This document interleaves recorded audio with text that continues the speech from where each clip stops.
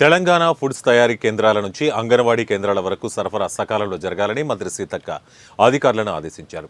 పిల్లలకు పోషకాహారం అందేలా మానిటరింగ్ ఉండాలని అంగన్వాడీల్లో త్వరలో మంత్రి సీతక్క తెలిపారు. అంగన్వాడీలకు సరఫరా అయ్యే ఆయిల్, పప్పులు, బాలామృతం, ఆహార పదార్థాలు బాగుండాలని మంత్రి సూచించారు.